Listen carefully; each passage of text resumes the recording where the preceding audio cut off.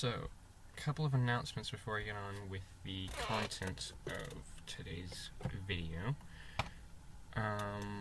Announcement 1 is concerning that my playthrough of Sherlock Holmes Crimes and Punishments that I was doing. I want to go ahead and apologize. Some of you might be wondering why it suddenly fell off the face of the earth, and that is because I had the next segment recorded, but the recording got corrupted.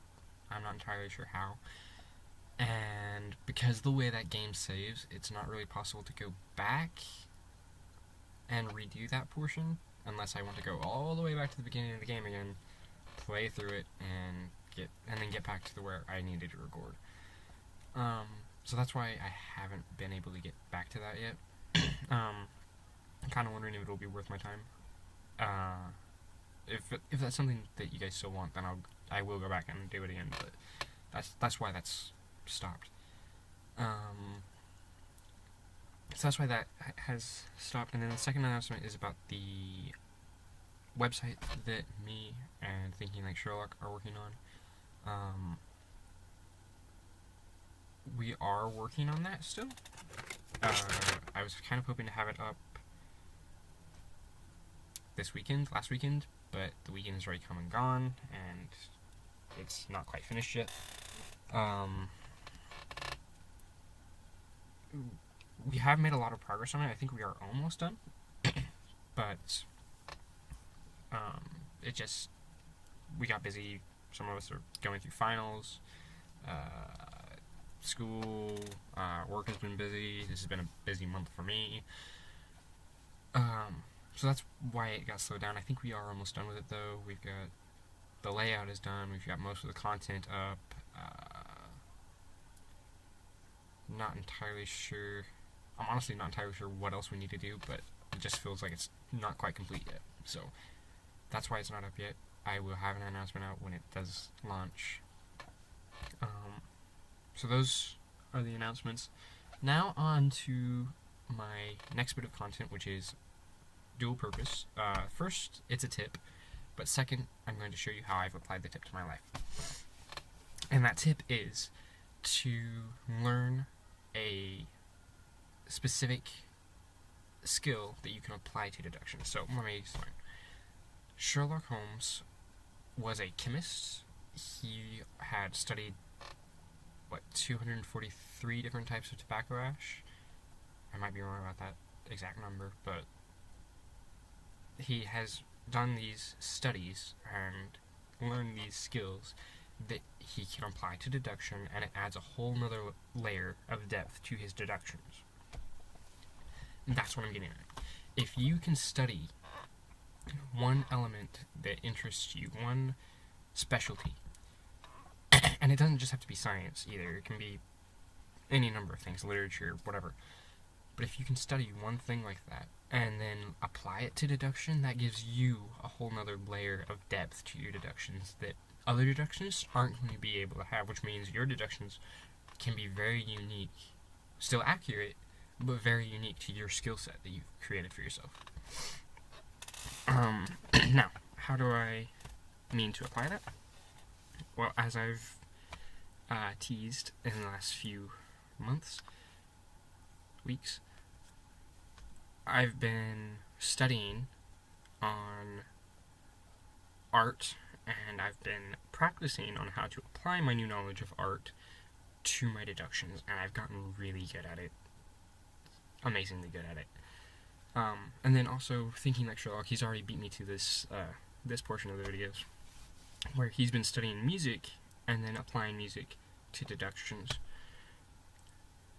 So that's what I'm getting at. If you can learn one study, if you can study everything you can find on a subject and then apply that to deduction, you're going to be just one more layer of deduction, of depth to your deductions.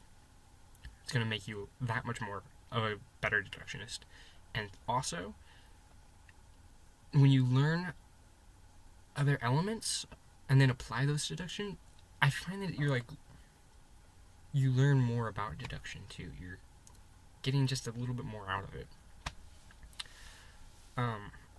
So that is what I was getting at, and now I'm going to share some of the things that I've learned. I've got a ton of notes. I haven't formatted them a whole lot.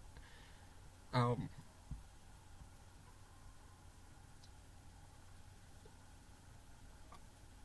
have a huge list of notes right here that I'm looking at, and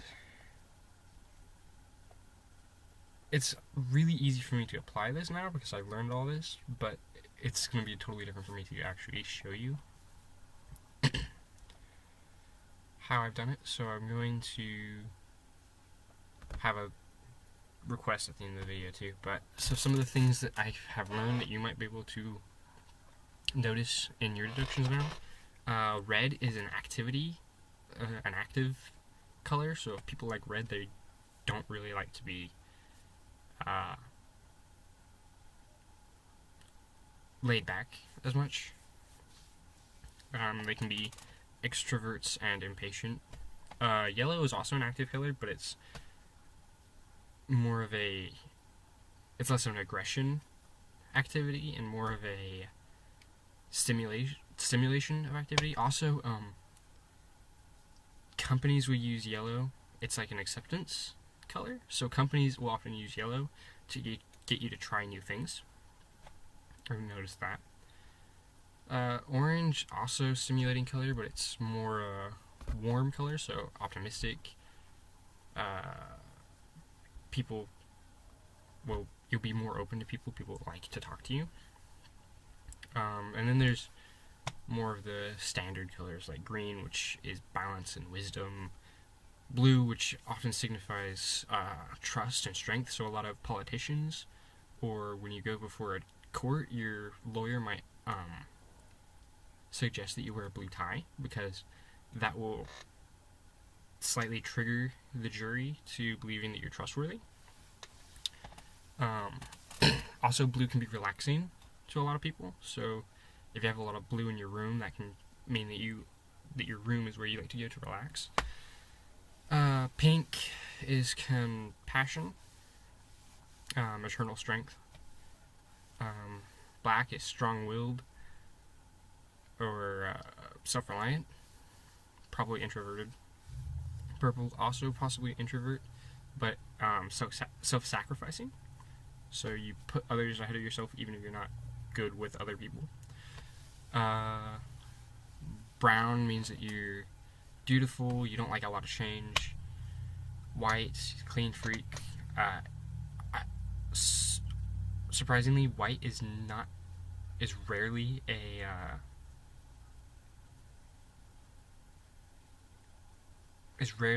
someone's favorite color. If someone says that white is their favorite color, it could indicate that they're going through a major change in their life.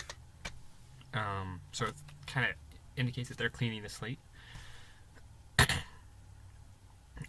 Gray is a bit between white and black, so it's indifference, isolation, doesn't like change, and tends to like gray. People who like the color gray will also tend to mimic other people. So like if someone likes red, they'll mimic traits of red because they're around that person. So they're kind of a chameleon. So those are just some of the things that I've noticed. This list goes way more in depth. I've got tons of information on art, and I'm still trying to figure out how I'm going to format that because it is something that I want to show.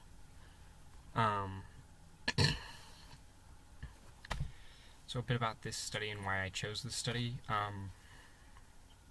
I was working on two studies at first, music and art, and both of them were really in-depth. I was learning a lot from both of them, but because I was dividing my attention, I was learning a lot slower than I could have been. So I decided to focus on the art study because that's the one that interested me more. Also, music is a subcategory of art, so I'm learning about musical tastes and things like that, and I can apply that to this study still, but I don't have to focus on it as much. And then art of deductions, thinking like Sherlock, he's working on the music one because that's something that he's good at. He's got a background and a passion for music, so it made sense to let him go ahead and work on that one. I've got a whole lot of other information in here.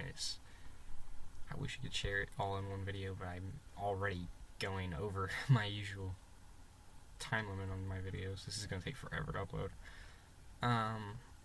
So a couple of things that I have been applying my art knowledge to in deduction.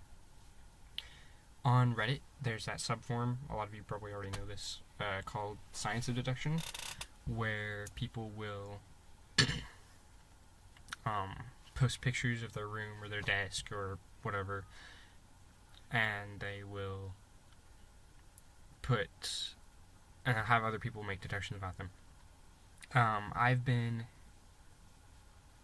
usually do that like once a day just for practice to keep deduction fresh in my mind, but within the last couple of weeks I've stopped doing deductions about the entire room, and I'll just find a piece of art, a picture that has like a poster in the room or something like that, and I will just make deductions about them based on that art.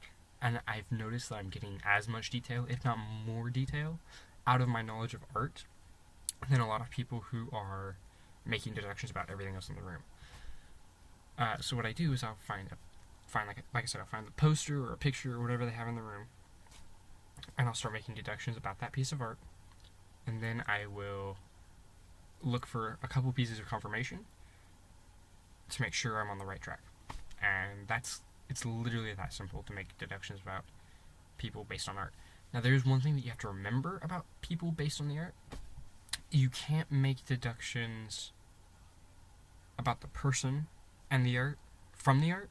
You have to look at the art first, make deductions about the art, and then apply those things as traits that the person probably finds value in. So, for example, Van Gogh's Starry Night. If someone was to find that piece of art appealing, then there's probably a reason they find it appealing. So you have to think what Van Gogh was popular for, why he made this piece of art, what this art meant to Van Gogh, and then you might be able to apply these characteristics, these traits, to the person who's viewing the art.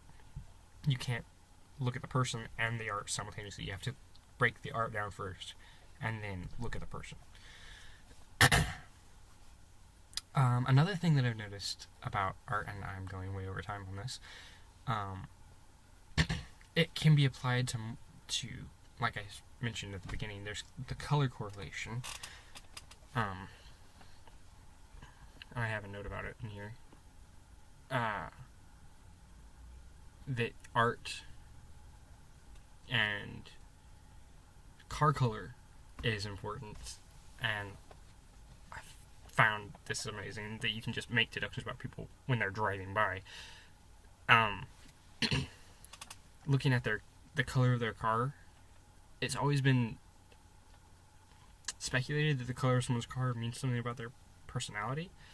Like red is statistically the most common car to get pulled over for speeding tickets, which makes sense when you think about the fact that red is an aggressive action color. But I've also noticed that a lot of car companies will make more white and black cars, will produce more white and black cars and sell those most, because those have a higher resale value, because they're color neutral cars, which means they don't have to necessarily apply to someone else's personality taste. So like if you're buying a car for first hand, it's higher likelihood that you're going to get one that speaks to your personality. But if you're buying a car secondhand, that's less of a likelihood, so white or black will be fine, because those have a higher resale. If you're buying a car for the first time and you pick white or black, it probably indicates that you're not looking for a car for yourself. You probably intend not to keep it for a very long time. And I've had this confirmed as well. Everyone I know who has a second-hand car, their car is white. And everyone I know who's bought a white car firsthand has been didn't really get it for the color. They got it just for functionality, and they didn't really intend to keep it for very long. So these are just a few things that I picked up about art, and there's, like I said, there's a whole list of things that I've noticed and I've been able to apply. Like the color or art that you see in a dream is even significant to things going on in your life, and I've noticed that recently too. That is it for this video. It's already running at almost 16 minutes long. This is way over. So sorry for the length of the video, but those are the things that I wanted to share with you this time. Hopefully I'll be able to figure out a way to format this art deduction, but that leaves me with a question before I go. I would like, if you don't mind, post a comment of the type of art that you like, and maybe even a picture of the art that you like. Maybe a piece of art that you have in your room or something like that. And I want to see if I can keep this trend going. I want to see just how accurate my deductions about art is. I still want to go a lot more in depth about this, because growing up I loved Star Wars. I still do love Star Wars, sure. But one of my favorite characters was a deductionist named Grand Admiral Thrawn, and his whole shtick was that he could make these extremely in-depth deductions based on art. And I always thought that was ridiculous and outlandish until I got into deduction again this last year. And I realized that he might have been onto something, and now I'm studying this, and I'm noticing that there's a lot about deduction that you can learn from someone's art. A lot you can learn about someone from their taste in art. And it's kind of scary how accurate I've been about this, but and that's it for today's video. Thank you for watching. Sorry about the length of the video, and have a good day.